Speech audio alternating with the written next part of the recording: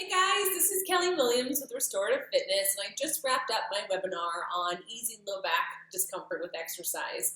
And I wanted to kind of recap on a very important part of the webinar and share with all of you that were not able to make it, and that is lumbar stability or a neutral curve in your low back. So when we're talking about low back stiffness, low back discomfort, a lot of times that's because people aren't able to keep their lumbar vertebrae in a stable position. And I think when people think about stable, they think about, oh, like really stiff and really strong. And stable is not necessarily that with the lumbar. It's more of making sure that that part of your spine is aligned the way it's designed to be aligned, and there's lots of space in between your vertebrae.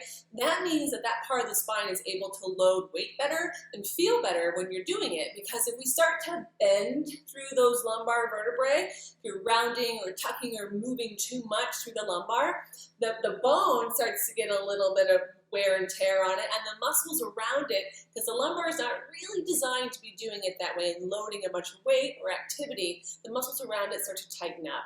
So finding your neutral curve and being able to maintain that neutral curve is really important when you are exercising. So I'm going to show you a few demonstrations on what that is. Remember, everybody's neutral curve looks different. So you have to find one that's comfortable for you. And this is a good way for you to kind of practice into coming and finding that. So coming up, I'm going to show you real quick with my blue jacket and my black pants so you can kind of see the difference between my hips. So right now, this is what I'm looking at is my neutral curve. Let me center myself on the camera. So here's my neutral curve right here. I have just a little bit of a curve. I'm going to take this arm up so it's out of the way. This is what feels normal and natural to me. My abs are supporting my low back.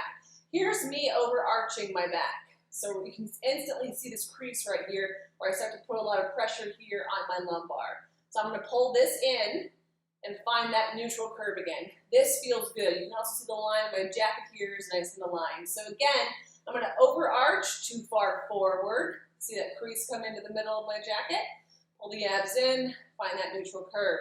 There's also the flat back, which is the opposite of this. So tucking and flattening the back, where I'm almost kind of squeezing and crunching through here, and I'm actually flattening the vertebrae together on the back. So here's my neutral curve.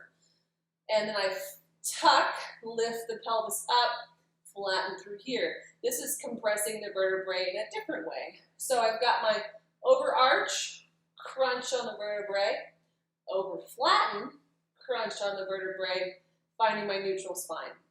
And you can do this at home by kind of, adjusting, feeling where you feel that middle ground that feels comfortable, and you're able to keep your abs pulled in nice and tight.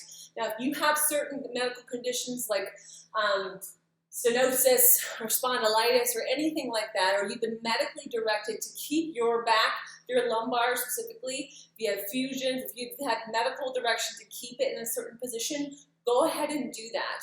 For those of you that have somewhat healthy low back, this is a good practice for you in being able to align that, because you want to be able to keep that neutral curve in all of your exercises. So let me move this down. Let's come into a plank position. So here's overarching, here's rounding, here's a neutral curve, and then I'm going to come up to my plank. I'm going to show you that again. So overarching, flattening, finding my neutral curve. Same thing when we're doing floor exercises as well. So coming down onto your back. I'm going to take this arm up so you can see that. So here is overarching, flattening, my neutral curve. I'm going to bring those legs up. See how I maintain that neutral curve? I'll show you again. Here's what you don't want to do is lift and flatten the back. So I'm flattening versus being able to keep that lumbar curve. Now I'm going to send both legs out, still maintaining that neutral curve versus overarching and lifting through the back. The other thing too is let's say we're going straight legs up, neutral curve, coming down. I don't want to lift and squeeze, lift and flatten into the low back. So anytime you're doing an exercise, for the most part, unless you're doing a very sport-specific type of exercise where you need to flatten that, or you're doing physical therapy or something with a doctor or some other kind of specific coach, if you're on your own, you're exercising, you're feeling a lot of low back discomfort, Focus on being able to pull in through here and maintain that neutral curve. So that, ladies and gentlemen, is a neutral curve and how you can practice to find your neutral curve. If you have any questions, feel free to email me or comment below, but thanks for watching, guys.